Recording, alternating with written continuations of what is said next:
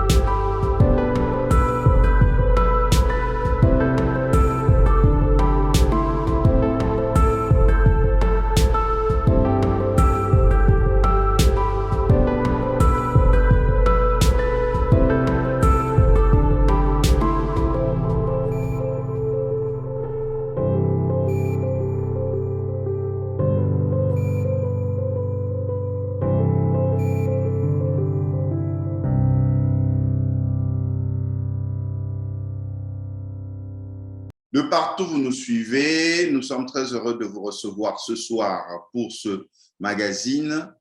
Depuis les États-Unis d'Amérique, nous sommes en connexion avec le Canada, où nous allons auprès de Omar Coder, qui est dirigeant d'entreprise avec une forte expertise.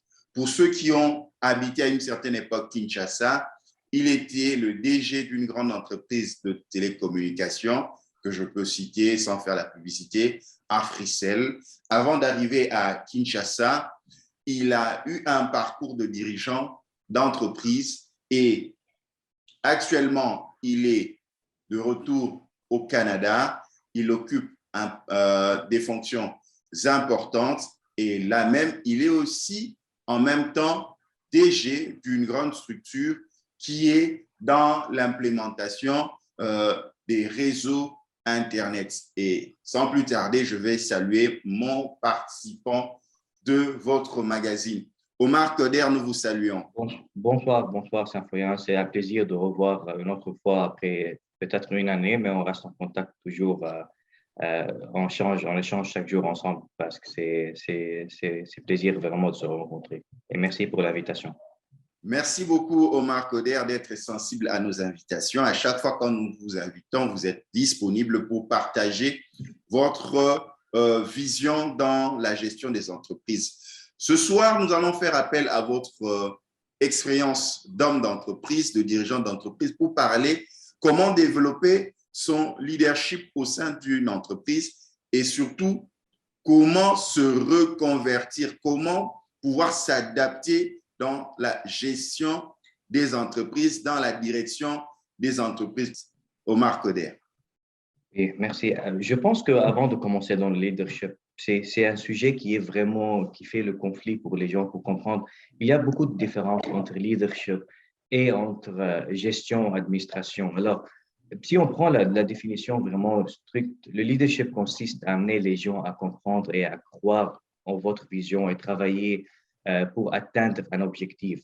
Tandis que la gestion consiste vraiment d'administrer, d'assurer les choses quotidiennes se déroulent comme ils devraient dérouler. Alors, il y a beaucoup de conflits. Les gens disent au leadership, administration, c'est pas la même chose. C'est vraiment pas la même chose. Je trouve beaucoup des collègues qui travaillent et ils sont des très bons gérants. Ils gèrent le jour à jour, mais ils n'ont pas le leadership. On a toujours, moi je suis dans ce domaine depuis 22, 23 ans. Alors, j'ai travaillé, j'étais vraiment un salarié qui a commencé l'escalier depuis le début. Alors, j'ai eu beaucoup de différents leaderships, de différents managers qui ont géré mon carrière. Alors, je pense que vraiment, on a beaucoup de styles de leadership, si on veut dire ça. On a plus, si tu fais maintenant le Google Search, il y a plus que 10 leadership skills qu'on a dans ce marché-là ou dans cette industrie-là ou dans ce domaine de leadership. Le plus quotidien qu'on a déjà vu et le base, c'est le leadership autoritaire. Et le leadership autoritaire, c'est vraiment quelque chose qu'on voit généralement pour les gens qui n'ont pas beaucoup de skills de leadership, ou ils sont de, si on peut dire, de old school ou l'ancienne école d'administration. Alors, ce gire-là où un individu, il a un pouvoir complet et c'est son décision qui est la décision qui doit être faite et les subordonnés et tout le monde, il doit le convaincre. Alors ça, pour moi, ça, c'est la plus mauvaise leadership qu'on peut avoir. La question, c'est si quelqu'un il a un mauvais leadership, comment on construit la bonne leadership? Comment on peut avoir euh, amélioré notre leadership? Est-ce que c'est quelque chose qu'on a par humain, par instinct, ou c'est quelque chose qu'on peut vraiment acquérir ou travailler pour acquérir? Je pense que deux facteurs ici, ils jouent. Il y a l'interaction avec les gens, l'éducation personnelle. Ça veut dire tout le monde, on a des compétences qu'on construit. Le leadership, c'est vraiment une compétence qu'on peut construire. Il y a une partie qui est instinct, mais il y a encore quelque chose qu'on peut construire. Alors, c'est beaucoup un facteur qui est majeur, c'est l'éducation dans mon point de vue. Ce n'est pas l'éducation à l'université ou à l'école, c'est vraiment comment on peut lire. Aujourd'hui, on a accès à l'Internet, on a on n'a pas besoin même d'acheter des livres ou lire quelque chose. Il y a beaucoup des articles qui parlent de leadership et comment améliorer la leadership. C'est vraiment important de comprendre les compétences. Pour être un leadership qui a vraiment un succès, c'est très important de comprendre votre collègue, de comprendre la structure de la société, l'objectif de la société. Comment faire les gens te suivre parce que c'est un autre leadership. Est-ce que, si on peut dire, c'est la leadership skills qui est charismatique. Alors, si quelqu'un il est charismatique, il n'a pas besoin de mettre un effort pour qu'il convainque les collègues à le joindre. C'est par le caractère. Il fait quelque chose qui donne un bon intérêt pour les autres pour suivre. Euh, Si même on prend cette leadership vraiment sur la religion, par exemple, nous, on suit les profils et Jésus, tout le monde, que votre religion, que ce soit, parce que c'est un leader. C'est quelque chose qui a fait le best practice, le meilleur situation. Il a les meilleurs caractères, les meilleures compétences. Alors, on revient à la même chose, c'est construire une compétence. Ce n'est pas quelque chose qui vient as a leadership skills ou compétences qui vient sans vraiment pouvoir construire ça. Omar Coder, beaucoup qui nous suivent veulent gérer des entreprises, veulent être à la tête des organisations, à la tête des ONG, à la tête de partis politiques, à la tête des entreprises, à la tête des surfaces de vente. Comme vous l'avez dit, on peut être gérant, mais sans être leader. Mais il y a un problème maintenant qui se pose parce que vous êtes appelé à pousser les gens à travailler. Vous êtes appelé à commander et l'entreprise et les propriétaires de l'entreprise, si vous n'êtes pas vous-même votre propre propriétaire, veulent des résultats. Vous l'avez dit, le leadership, ce n'est pas parce qu'on l'a étudié à l'université, ce n'est pas parce qu'on a lu le livre, mais il faut être charismatique. Mais comment on construit cela? Par exemple, pour tous ceux qui y arrivent là, en partant de votre expérience, la première fois quand vous avez occupé des postes de responsabilité, comment vous avez construit, par exemple, vous-même, Omar Coder, votre leadership afin de diriger, de conduire l'équipe qui était en face de vous? On va commencer par le dernier mot que vous avez dit déjà, équipe. On doit savoir c'est qui l'équipe parce qu'il y a comme on a dit, il y a 8 ou 9 stratégies de leadership ou compétences de leadership. Mais par exemple, le leadership autoritatif, ce n'est pas une leadership qui fonctionne avec tout le monde. Alors, le bon leadership, il doit avoir la meilleure de chaque situation ou de chaque compétence. Il doit comprendre l'environnement qui travaille avec l'environnement. Il va comprendre l'équipe, les compétences de l'équipe. Parce que si toi, tu travailles, tu fais une discussion, par exemple, avec une personne qui travaille vraiment technique, par exemple, on va prendre le meilleur personne dans la société qui laisse la société toujours dans une bonne situation. les gens qui travaillent dans la femme de ménage, la femme qui travaille, qui a le plus grand respect dans la société, parce que ça, c'est la femme qui fait le nettoyage chaque jour, qui fait toutes les choses, qui nettoie notre saleté, si tu veux, d'une manière ou d'une autre. Ça, c'est une personne qui est très importante. Tu ne peux pas utiliser une leadership avec cette personne pour communiquer. Alors, c'est quoi? On doit accommoder. Si tu veux adresser et laisser cette personne de travailler chaque jour avec plaisir, tu dois accommoder une stratégie propre. Ça veut dire la communication, le respect. Le leader, ce n'est pas une personne qui doit gagner premièrement le respect. Alors, si tu dois avoir les gens qui doivent te suivre, tu dois avoir un respect. Tu respectes toi-même, tu respectes les autres. Alors, le premier point qu'on doit mentionner aujourd'hui, c'est le respect. C'est pas si tu as un rôle comme un DG ou un gérant de société de maltraiter les gens. Tu dois respecter les gens. Tes collègues, ils sont ta famille. Si ces collègues-là, tu les traites comme ton propre famille, tu vas donner, les gens, ils vont venir à la société avec l'esprit qu'ils viennent à la maison. C'est quoi, si on revient, la meilleure place que toi-même, tu penses tu es à l'aise? C'est ta Là où je maison. viens comme si j'étais à la maison. Alors, la meilleure chose de créer un leadership est de créer un environnement qui est comme le soin, comme à la maison. Les gens viennent, on dépense 8 heures à la maison, peut-être 8 heures au travail. On dort 8 heures, par exemple, si tu veux faire ça dans le split. Mhm. Alors, c'est très important que l'environnement que le leader crée dans sa société, il crée l'environnement d'être à la maison. Ça veut dire quelque chose que moi, je viens avec plaisir chaque jour.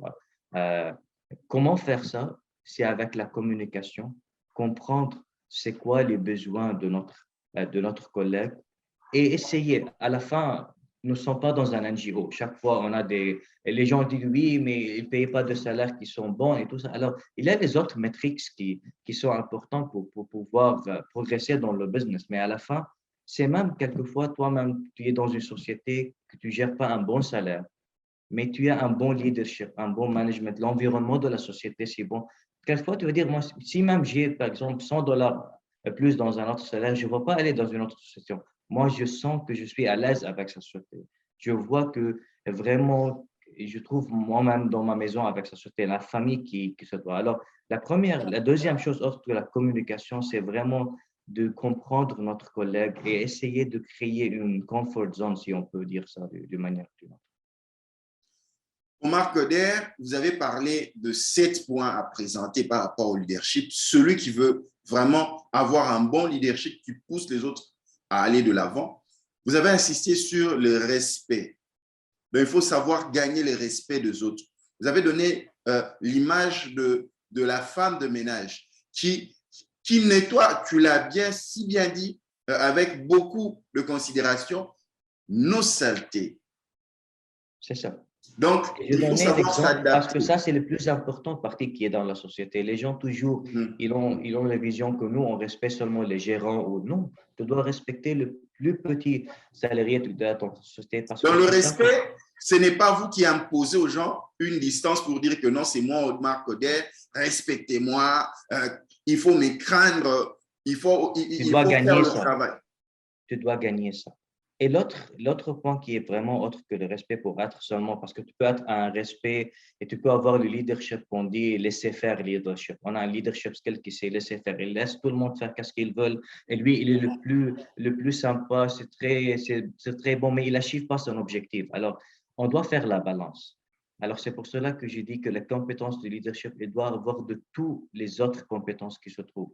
Dans ce cas, franchement parlant, un des leaderships, si tu peux vraiment expliquer c'est quoi l'objectif de la société, c'est quoi l'objectif de progresser, c'est quoi la vision de la société que tu travailles et tous les salariés ou tous les collègues dans sa société, ils sont alignés avec cet objectif. Ça, c'est un leadership qui a un succès parce que toi-même, tu as un objet, tu dois avoir une mission qui a de succès, tu as besoin des audiences, tu as besoin d'amener des… Si le team qui travaille avec toi, il a vraiment le même objectif, alors vous êtes alignés. Tu n'as pas besoin de renforcer le message chaque fois que tu as une réunion. Ils sont alignés. Maintenant, selon vous, à part le respect, parce que vous avez parlé de 7 points, quel est l'autre point important pour atteindre ce leadership-là? Avoir le pouvoir de communiquer avec les gens. parce que la communication, c'est le plus important channel que l'on a dans ta société. S'il n'y a pas une communication, tu ne pourras pas communiquer l'objectif. Tu ne peux pas convaincre les salariés, les collègues à travailler dans un but que tu veux pour la société. Alors, d'avoir une communication ouverte, ça veut dire, on voit beaucoup dans les sociétés quelquefois que le DG, par exemple, il ne voit pas par exemple, quand on a de 1 à 10 positions dans la société, il ne voit pas les positions 1 et 2, il voit seulement les exécutifs dans la société ou les seniors dans la société. Non, tu dois avoir une ouvre communication. Je sais que les leaders, ils ont un, euh, un schedule ou un temporaire qui est vraiment très, très serré. Ils ne peuvent pas voir tout le monde. Mais on peut créer comme exemple une fois par semaine, une fois par mois, 1 heure où tu peux inviter 10 ou 15 salariés pour comprendre c'est quoi leur concern, c'est quoi, qu'est-ce qu'il se passe. Parce que quelquefois, quand tu as on dit en anglais open channel, ça veut dire si toi, tu peux avoir seulement le feedback de plusieurs personnes dans la société, tu peux comprendre qu'est-ce qui se passe. Parce que quelquefois, tu as 1, 2, 3 gérants ou directeurs qui te donnent des rapports qui peuvent être pas des rapports corrects ou complets. Alors, tu dois avoir ça, tu dois avoir la communication avec des différents niveaux de votre société pour pouvoir progresser dans ta mission. Mais si tu établis ces genres de communication, il y a d'autres dirigeants qui disent que c'est s'affaiblir auprès de ses collaborateurs parce qu'il y a déjà des rapports. Les rapports doivent monter par hiérarchie et chaque département, si vous êtes par exemple le DG d'une entreprise, c'est chaque département par leur titulaire qui doit regrouper tous ces éléments et la communication s'établit entre les rapports. Il y a des rapports qui montent vers toi et des rapports qui descendent vers tes subalternes. Est-ce que cette manière de voir les choses, elle est bonne aussi? Et ça, c'est l'escalation. Alors, il y a une procédure pour l'escalation. Ça veut dire toi-même, tu travailles, tu as un directeur, tu as déjà discuté avec le directeur de problème, le directeur, il n'a fait rien. Tu as l'accès, même à l'États-Unis, même à Canada, tu as l'accès de faire une escalation pour le personne qui est au-delà de ce directeur. Parce que c'est ça les open channels, parce que tu ne peux pas laisser le feedback. Et ça, c'est une autre discussion, le power of feedback, le pouvoir de feedback. C'est très important d'entendre qu'est-ce qui se passe, parce que tu veux pas, et on ne va pas parler politique, mais la même chose se passe dans la politique. Il y a beaucoup des gens qui, par exemple, ils ne comprennent pas qu'est-ce qui se passe à la base de la population. Les feedbacks, les rapports qu'ils reçoivent ne sont pas beaucoup en détail ou accurate, si tu veux dire quelque chose comme ça. Alors, oui, la communication, moi, je ne dis pas que le DG il doit avoir des réunions avec tout le monde dans la société. Quelquefois, tu gères des sociétés de 1000 de personnes, mais laisse des canaux de communication ouverts. Tu peux faire une fois par mois que nous, par exemple, dans la société que je travaille avec maintenant au Canada, on a chaque mois une opportunité d'un VP ou d'un président de la société, on parle des sociétés de des billions de dollars de chiffre d'affaires, il y a une opportunité chaque mois, il fait quelque chose qu'on dit round table, une table ronde. Alors, il invite des salariés, 5 ou 6 ou 10 sur une table ronde, qu'il y a vraiment 10 niveaux de rapport. Par exemple, il y a des directeurs, managers, VP, president.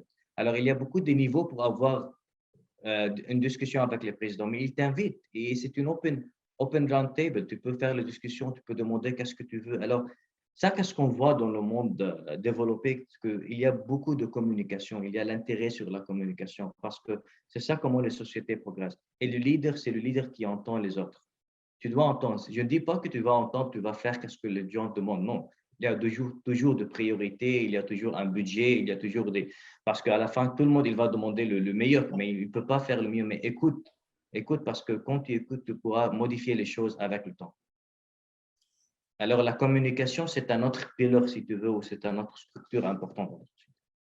De partout où vous nous suivez, nous sommes depuis les États-Unis en connexion via Zoom avec Omar Koder, qui a une forte expérience en gestion des entreprises, donc à peu près 22 ans dans cette approche.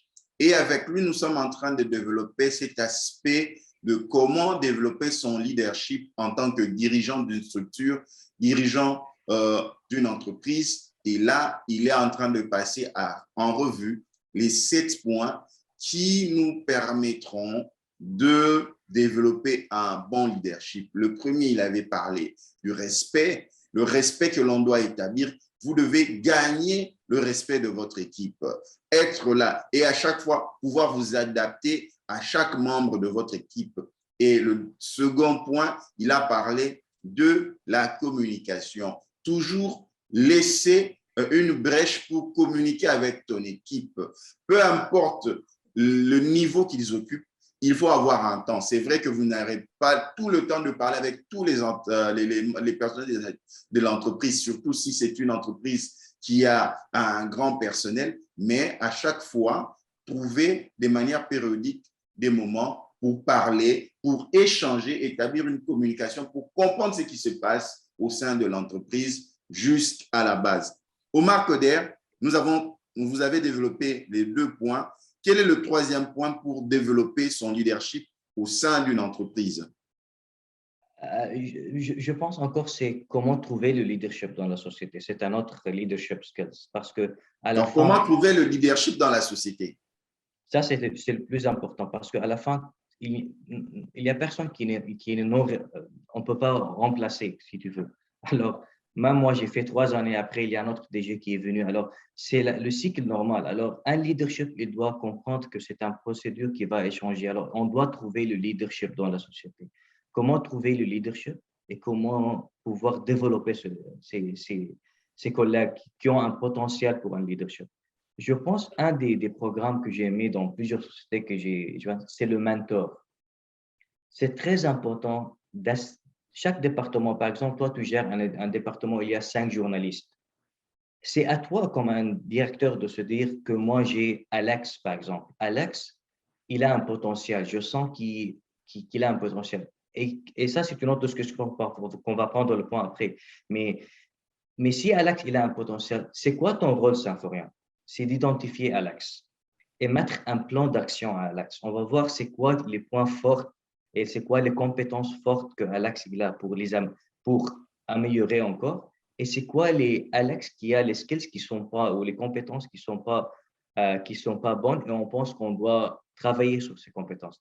On dit ça, c'est le plan d'action pour un leadership. Alors, il y a des sociétés, toujours les grandes sociétés, ils ont des collègues qui sont sur son plan-là. On dit, OK, on a 100 ou 200, par exemple, salariés, mais on a 5 qui ont vraiment un potentiel. On va aider ces collègues à développer. Et un des développements qui est vraiment, c'est le mentor. Alors, si toi, tu penses que tu es un leader et tu as le skill de leadership, tu dois partager cette leadership avec les autres. Ça veut dire, c'est le participatif, le leader qui est participatif. Alors, ça, c'est une autre compétence. Tu dois dire que moi, comme Omar, un DG par exemple, j'ai Alex dans le département de Symphorien. Tu vas dire que Alex, au max, il va faire le mentor pour Alex pour une année. Et dans cette année-là, c'est pas toujours il va travailler avec Alex. C'est une fois par semaine, 2 semaines, avoir une session de 30 minutes, discuter, de lui donner quelque chose à lire, à comprendre, à savoir. Tu peux même, comme un mentor, tu peux accompagner Alex avec toi dans une autre réunion pour qu'il sache comment toi tu gères ces réunions. Alors, c'est ça qu'est-ce qu'on a besoin, de mettre des plans, d'identifier les potentiels leaders dans une société. Très important, très bien dit. Donc, vous, en tant que responsable de l'entreprise, dans chaque département ou dans chaque service, donc vous devez être capable de déceler dans votre équipe des éléments importants qui peuvent faire booster l'entreprise. Et là, c'est un grand travail. Donc, le dirigeant de l'entreprise doit avoir cette capacité d'observation. Hein. C'est ça. Et il va avoir le feedback de ses directeurs, de ses gérants et tout ça pour avoir identifié ses salariés ou ses collègues ça, qui va travailler. Je ne dis pas que le leadership, il doit lui-même faire le travail pour son collègue, mais non, mais il peut demander à un directeur de faire un leadership. Il va choisir. C'est ça qu'est-ce que l'important, de mettre un plan. Le leadership, il doit avoir un plan. Il peut pas progresser sa société sans un objectif, sans une vision pour sa société. C'est quoi la société? C'est un capital. C'est le team qui travaille. C'est ça la société. La valeur de la société, c'est pas dans son asset ou dans son marchandise ou quelque chose. Non. La valeur de la société, c'est la valeur de l'équipe qui travaille dans sa société. Donc, la valeur de l'équipe qui travaille dans cette société, pas nécessairement le capital que l'on a mis pour constituer l'entreprise. Mais il y a une petite question. Pour pouvoir détecter ce talent et pouvoir le coacher sur ce leadership, donc déjà, vous devez parler en concert avec son responsable. C'est ça. Maintenant, comment on évolue encore dans un autre point pour pouvoir renforcer son leadership? Qu'est-ce qu'il faut faire? Quel est l'autre point, Omar Koder? Il y a deux points. Alors, maintenant, avec l'Internet et la possibilité d'avoir beaucoup des matériels qui sont déjà là, on n'a pas besoin de dépenser beaucoup de l'argent. Et ça, c'est le rôle de ressources humaines, le département de ressources humaines, parce qu'il y a un travail qui doit faire. À la fin de chaque année, la société doit avoir comme une révision pour la performance de chaque collègue, pour voir chaque collègue, qu'est-ce qu'il a fait. Moi, personnellement, je travaille maintenant avec une société que chaque année, je dois mettre mes buts, mes objectifs et plus, c'est quoi le plan de développement. Parce que la société, il ne veut pas que Omar, il reste comme un directeur de compte ou il fait comme… Non, Omar, il doit progresser dans son carrière. Alors, pour progresser, on doit mettre un plan. Ce travail ne se fait pas en une personne, c'est une équipe qui doit travailler, qui commence avec les ressources humaines, le directeur qui gère ce département et en plus le leadership. Mais le leader de sa société, il doit mettre comment on dit, le ERT pour ce travail, le procédure pour ce travail. Et ce n'est pas quelque chose, ça rien qui est très compliqué ou ça coûte beaucoup de l'argent. C'est seulement l'intention d'être là. C'est l'intention de la société de mettre un peu d'effort pour développer. Parce qu'à la fin, si toi, tu développes votre collègue ou votre salarié, c'est quelque chose qui va venir en retour pour la société indirectement. Alors, on doit investir encore dans notre salarié pour progresser sa société-là. Donc, faire progresser la société commence par proposer le plan de développement de carrière de chaque personnel. Maintenant, comment vous établissez ce plan de développement de carrière?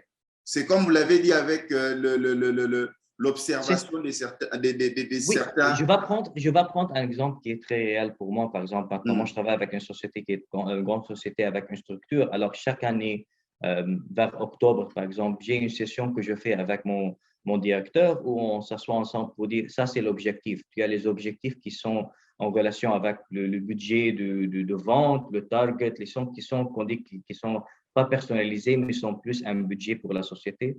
Et en plus, il y a la partie qui est personnelle.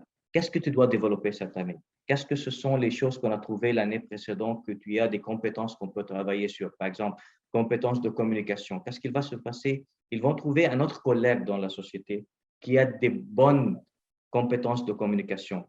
Ils vont dire, Omar, tu vas travailler avec Symphorien pour améliorer la communication. Qu'est-ce que la société a dépensé? Rien. On paye déjà le salaire pour Symphorien.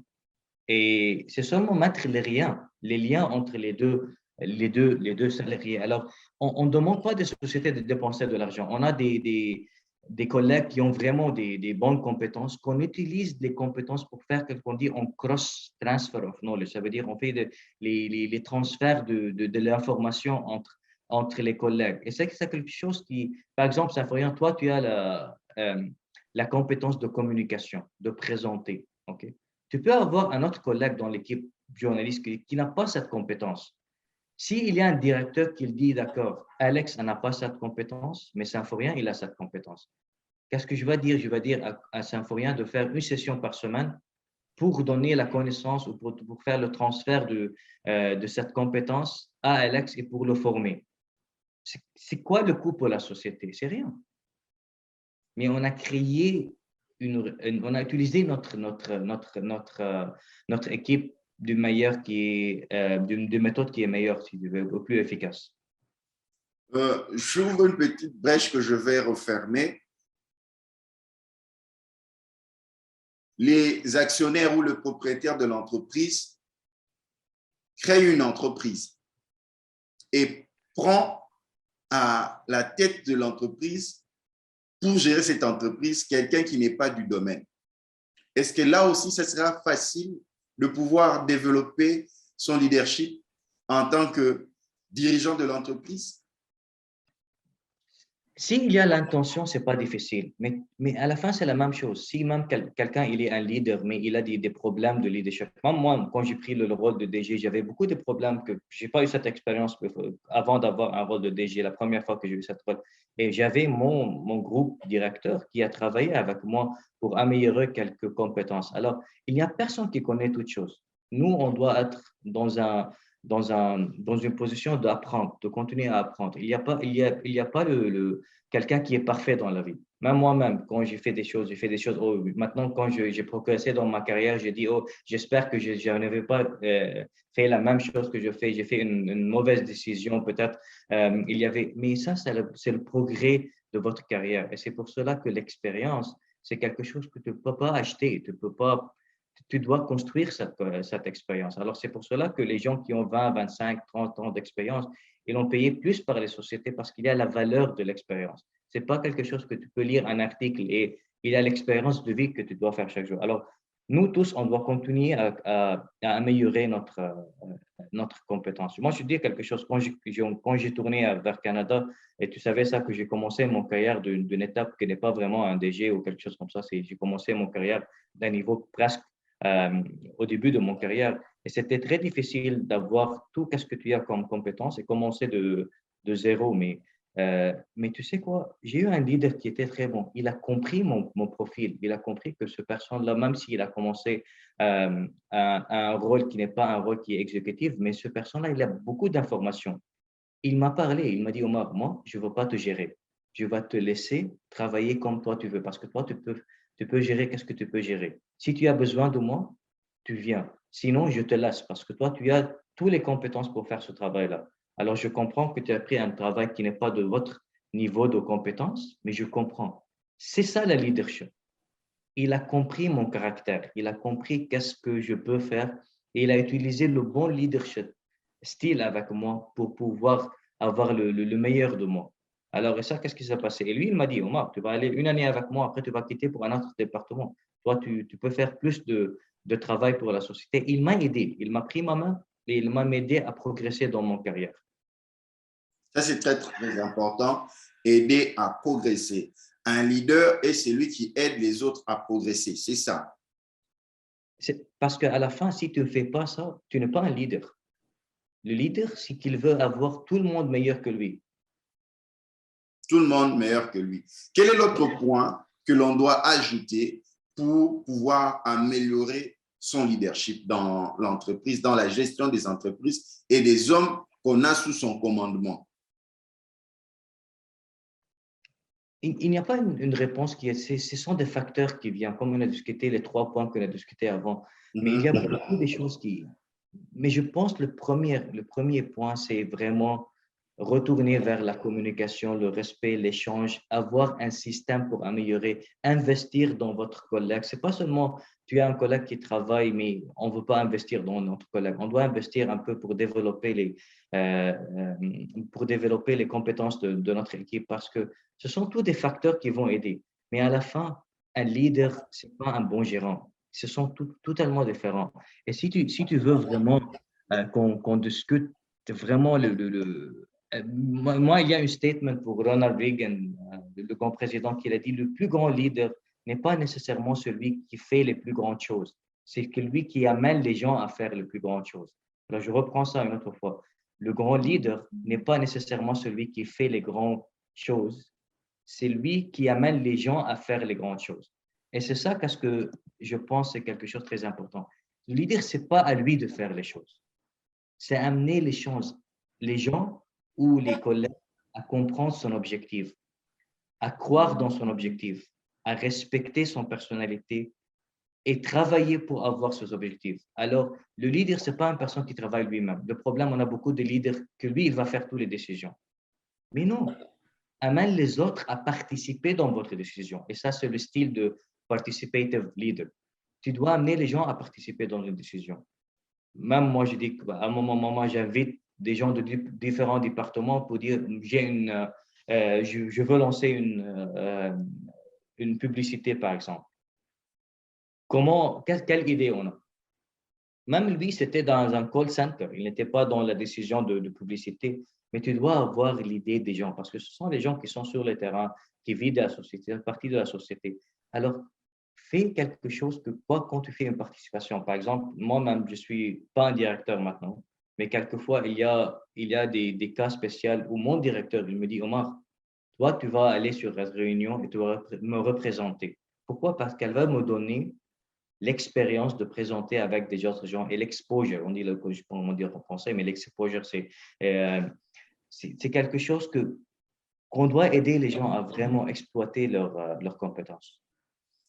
Aider les gens à exploiter leurs compétences. Mais maintenant, comment rallier leadership et ces entreprises qui fonctionnent par target, où il y a la pression sur les employés, on leur demande d'atteindre tel nombre de quotas, tel nombre de réalisations, ou sinon, par exemple, ils peuvent sauter de leur poste, ou sinon, ils peuvent régresser en points, en score. Comment maintenant on arrive à jongler entre ces genres d'entreprises et parler de développer son leadership en tant que dirigeant?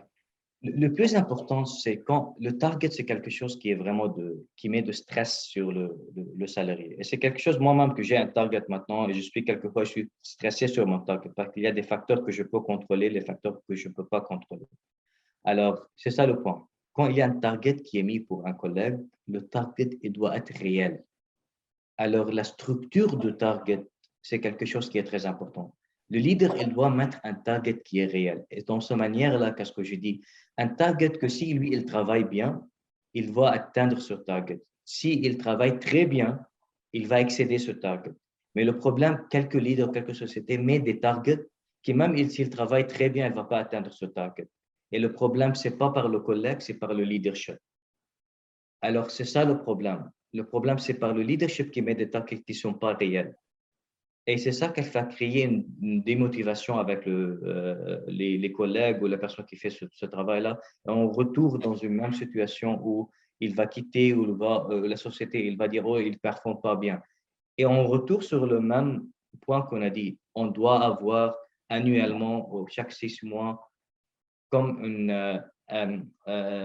comment on dit, assessment ou comme une étude pour voir qu'est-ce que le collègue il a déjà fait cette année, qu'est-ce qu'on doit contribuer. Et même, par exemple, toi, tu as bougé maintenant vers les États-Unis. Alors, en États-Unis, même si quelqu'un qui n'atteint pas son target, il peut pas laisser il peut pas chasser le collègue ou le salarié. Tu sais ça? Tu dois aller sur un plan d'action de 6 mois. Dans ces 6 mois, ton directeur, il doit travailler avec toi pour voir pourquoi tu n'as pas atteint ton target. Est-ce que c'est un pas bon travail ou c'est quelque chose qui est vraiment le target, c'est le problème? Et ça, qu'est-ce qu'on doit développer dans la société? De mettre des targets qui sont réels. Ne se pas seulement donner des targets, mais donner les ressources. Comment il doit atteindre ce target? Si toi, tu as un agent de vente et tu lui donnes $1 de transport par jour, et il doit visiter 10 places et qui ne peut pas faire ça. Alors, tu ne donnes pas les moyens pour atteindre le but. Alors, tu dois donner les moyens, mettre un but qui est raisonnable pour pouvoir progresser avec votre carrière. C'est très important. Donc, il ne faut pas essayer de pouvoir faire challenger les employés de manière irréaliste. Ça doit être réaliste. Donc, leur donner des tâches qui leur permettent de les réaliser. Donc, le stress est un élément qui détruit le leadership, la construction du leadership dans l'entreprise. Hein. On doit mettre les responsabilités, les targets qu'on peut atteindre. Il y a une procédure qu'on doit mettre en place pour pouvoir juger les gens. Je comprends que quelquefois, il y a des gens qui ne travaillent pas. La société, ce n'est pas un NGO qui va dépenser de l'argent sans retour. Tout ça, c'est quelque chose qui est réalistique. Mais à la fin, on doit mettre… Et la bonne chose, que toi, quand tu mets un target, le salarié, il doit accepter ce target-là. Et tu lui dis, moi, je veux un target, par exemple, de $1,000 par mois de vente. Mais si lui, il ne voit pas qu'il ne peut pas atteindre ce target-là, il doit dire que non, je ne peux pas atteindre, moi, je pense à $100, c'est vrai. Et ça, c'est la négociation et ça, c'est le leadership ou les choses qui vont mettre les choses sur le bon chemin pour progresser. Alors, on revient sur la communication. L'importance, c'est la communication. On communique ensemble pour avoir un target. Le collègue, il doit te convaincre avec son target. Tu ne peux pas donner un target qui peut pas être atteint. Et ça revient, franchement parlant, il y a beaucoup de travail de faire dans la manière qu'on gère notre société, spécialement en Afrique et tout ça. Mais quand on voit comment le Canada, US et toute l'Europe gèrent les sociétés, on comprend qu'il y a un différent niveau, un différent concept. Et nous, on doit progresser dans notre concept, dans notre méthodologie à gérer les sociétés. Dans cette période de COVID-19 on est en train de vivre, je me rappelle encore la dernière mission qu'on a fait avec vous en début de COVID. Vous avez dit ceci, quelque chose d'important, que COVID va changer notre manière de travailler. Et lorsqu'elle va arriver, il faut savoir s'adapter. Est-ce que le leadership aussi demande de s'adapter comme dans cette période de COVID-19? Oui, moi, je te dis quelque chose qui est très… Aujourd'hui, on fait le Zoom, même s'il n'y a pas de COVID encore, parce que nous sommes adaptés au changement de télémeeting. Aujourd'hui, beaucoup de sociétés qui avons beaucoup de voyages qui se fait pour voir des clients, ils disent non, tu sais, on peut faire ça sur Zoom, sur Webex, sur des autres tools qui sont disponibles. Tu sais, ça fait qu'au Canada, par exemple, aujourd'hui, moi, je travaille de la maison parce que COVID, la société n'opérait pas. Maintenant, toutes les grandes sociétés, on parle des grandes banques, des grands institutions financiers, les télécommunications, ils n'ont pas pu convaincre leurs salariés de retourner 5 jours par semaine. Ils ont créé quelque chose qu'on dit le hybrid model, ça veut dire le mixed model, si tu veux. La majorité de sociétés, ils ont demandé à leurs salariés de revenir 2 à 3 jours par semaine au bureau. Et tu n'auras pas ton bureau, ce sera un bureau commun pour tout le monde. Alors, les choses vraiment, ils ont changé. On ne peut pas retourner avant Covid. La situation, c'est très, très différent, spécialement dans cette partie du monde. Je pense que tout le monde, maintenant, tu vois sur Facebook, Google, les grandes sociétés, ils ont demandé à leurs salariés, si toi, tu travailles de la maison, c'est bon. Et encore, c'est une autre challenge pour le leader. Les leaders qui travaillent avec des salariés virtuellement. Moi, je connais des collègues que je n'ai pas eu la chance de se voir physiquement. Nous sommes des collègues qu'on travaille depuis une année ensemble, mais virtuellement. Alors, c'est quelque chose le changement, adaptation pour le leader, c'est quelque chose encore qui est très, très important parce que le dynamique de marché change d'une manière très, très rapide. Alors, on doit s'adapter. On ne peut pas dire non, on veut tout le monde qui retourne. J'ai une société que je travaille avec qui ont demandé à leurs salariés de retourner 5 jours par semaine. Tu sais quoi? Ils ont perdu 40% de leurs salariés. Ah bon? Oui, 40%. D'un département spécial, 40%. Alors, quand je demandais pourquoi, parce qu'on a demandé aux gens de retourner. Ils ont l'option dans le marché de travailler 2 jours par semaine au bureau. Ils ont décidé de prendre une autre job ou un autre poste pour leur société. On doit s'adapter. On ne peut pas changer, on doit s'adapter. Tout ouvrier mérite son salaire. Chacun est en train de voir comment maximiser ses revenus au sein de l'entreprise. Et là, comment le dirigeant de l'entreprise doit pouvoir manager en tant que leader ces aspirations-là à la rémunération. Comment ça se passe? Ça se passe, on a un target, on a un budget. Moi, je te dis quelque chose. Il y a beaucoup dans une position spéciale que j'ai eu des décisions qui c'est dur à faire, par exemple, à changer son salarié, à réduire des salaires. Ce sont des targets qui se font. Mais tu sais quoi, on doit au début comprendre la partie humaine de procédure. En même temps, il y a le parti d'investissement qui est fait, le budget. Moi, comme un leader, j'ai un budget d'atteindre, par exemple, un profit spécial cette année ou un margin spécial cette année. Alors, moi-même, j'ai des pressions qui viennent des propriétaires ou des shareholders ou des choses comme ça. Alors, la question vient, comment gérer ça? La balance. C'est vraiment comprendre, si moi je dis à Symphorien, je dois réduire ton salaire, est-ce que Symphorien, il peut être avec une réduction de salaire? Parce que si je réduis le salaire de Symphorien ne va pas performer de la même manière. Alors, sinon, j'aurai un problème avec la performance. Alors, c'est tout, c'est l'analyse. C'est l'analyse de comprendre les co et les pros le pro, les choses qui sont positives et négatives de chaque décision qu'on fait. Mais ce n'est pas un exercice qui est facile. De contrôler le budget, ce n'est pas quelque chose qui est facile. Mais à la fin, si tu as un système pour faire comment dire, l'évaluation de votre team, tu vas voir qui est le bon performance, qui non. Quelquefois, tu as besoin de faire des décisions qui sont dures, mais à la fin, tu vas faire la balance. La balance, c'est quelque chose de très important. La balance, c'est quelque chose de très important. Une entreprise qui passe des moments difficiles, où il n'y a pas assez de recettes, où il n'y a pas assez de commandes, où les chiffres d'affaires baissent. Comment le dirigeant de l'entreprise peut placer une communication avec son personnel afin de faire comprendre ce qui arrive dans la société en incarnant son leadership? Moi, je pense qu'il y a deux points dans ces situations-là d'expérience. S'il y a vraiment une chute des ventes, ou il y a deux leaderships qui réagissent d'une manière différente. La première leadership, ils vont réduire le coût. Ils vont dire, nous, on va réduire le coût, on doit dire, on va laisser, comment dire, on va faire 10, 20, 30 salariés de moins pour balancer la situation. Il y a des autres leaderships qui vont dire non. Nous, notre problème, c'est par la qualité des gens de vente qui se fait, ce n'est pas le produit. Alors, on doit faire un changement. On doit investir dans la société, dans notre ressource humaine pour pouvoir améliorer la vente. Alors, c'est deux stratégies différentes. Moi, je vais prendre la stratégie la plus commune par les gens qui ne pensent pas d'investir, ils pensent de réduire le coût. Ici, c'est la communication. Tu dois avoir un open channel, ça veut dire une communication ouverte avec d'autres. Ça devient mettre la réalité.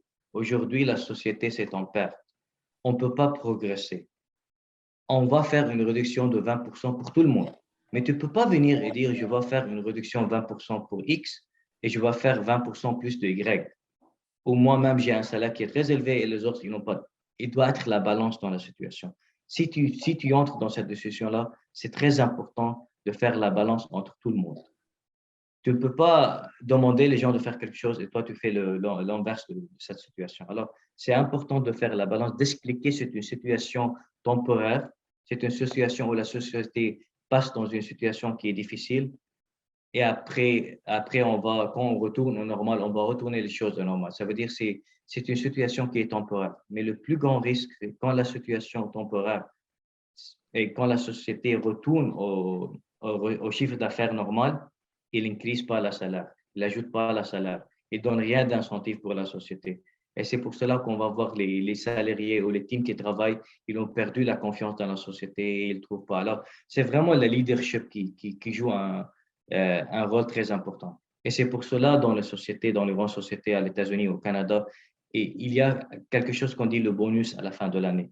Alors, si la société a fait un bon chiffre d'affaires ou ils ont fait un bon recette cette année, ils partagent un pourcentage de cette recette avec tout le monde.